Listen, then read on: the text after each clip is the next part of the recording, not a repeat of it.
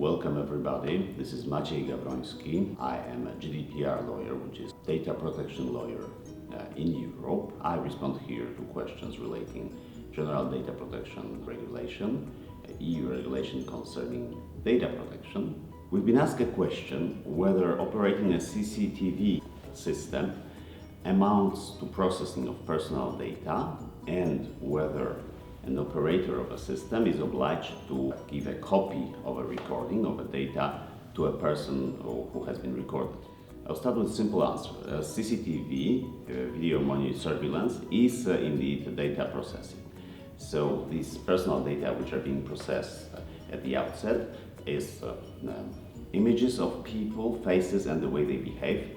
So it's quite a lot of data about individuals. Whether we are obliged to hand out, give a copy of a particular recording, it's a little more complicated question, and the answer is by definition yes. However, there may be exceptions, and these exceptions in this case might be quite important. So let's start from the beginning. GDPR, European Data Protection Law, protects all aspects of our individual personal data, and this includes our faces and what we do and how we behave. So from this perspective, obviously, video surveillance, CCTV, is processing personal data, even if we do not know who we are processing. Then GDPR also gives us these particular individuals, every one of us, a set of rights, individuals' rights, and among them there is this right to a copy of our data. In relation to CCTV, a copy of data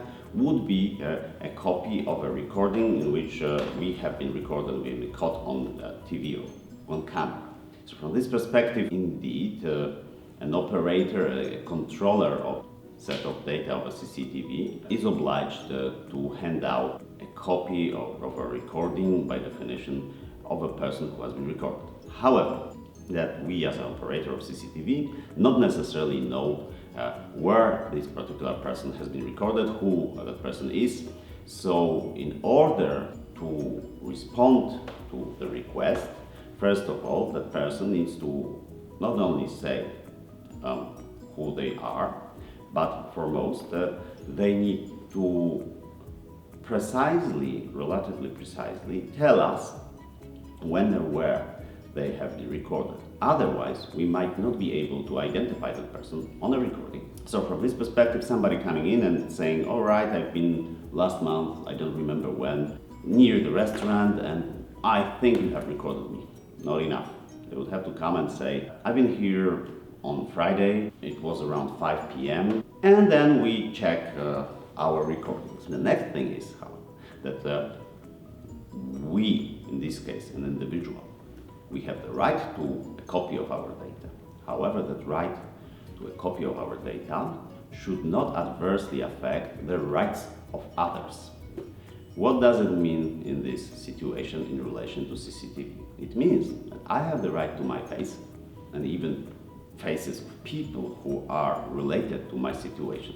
However, only to a certain extent. In the normal circumstances, I wouldn't be authorized to take the recording and then place it on the internet. Why that so? Because, just for example, there might be a totally unrelated couple, out of which one person might have been married to a person which is not on the recording. So you can take from there what could be the consequences of such situation: a divorce. We would be somehow responsible for that because we have helped to make public a situation which raises doubts to somebody's fidelity. There is a tendency to consider that this handing out of a copy of a recording in which many people might be dangerous to these rights of others. Therefore, data protection officers are not very inclined to hand out this copy of data in relation, in particular, to CCTV recordings. Even if there are, well, let's say, innocent people on the recording, we can demand to restrict the processing of that recording. The restriction of processing of personal data, contrary to its name, does not necessarily mean narrowing processing of data. It may mean that we actually demount the data controller to keep the data for us, or let's say more accurately, for an appropriate state agenda such as police or prosecutor, because we can then, or the court, we can then demount this particular state authority to get the data for proceedings in which we have the right to, for instance, search for a thief or somebody who have insulted us, or some other cases, or maybe even just for this divorce. Coming back to the roots of our question, CCTV,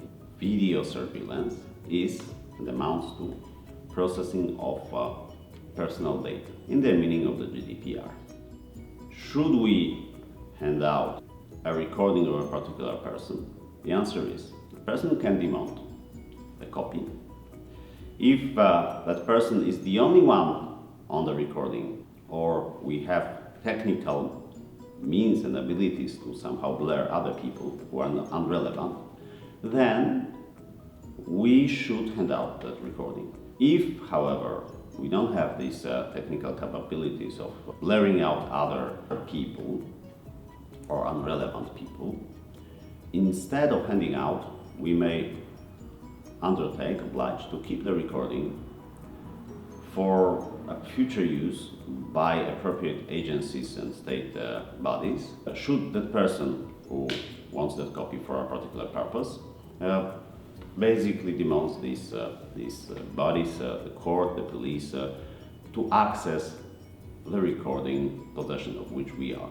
And that would be probably the most prudent approach. In the future, probably, the system should be changed, the system of the CCTV, in such a way that would facilitate performing and responding to these rights of individuals, which are contained in Chapter 2 of the GDPR. But this is a story for another story. You can read about video surveillance and legal aspects of it and what to do in our guide to the GDPR. This book has been published in July 2019 and is being promoted as the most comprehensive and systemic view on the GDPR so far, which is nice. And I hope you will get it on Amazon, on Wolters Kluwer. So thank you very much and expect more from us.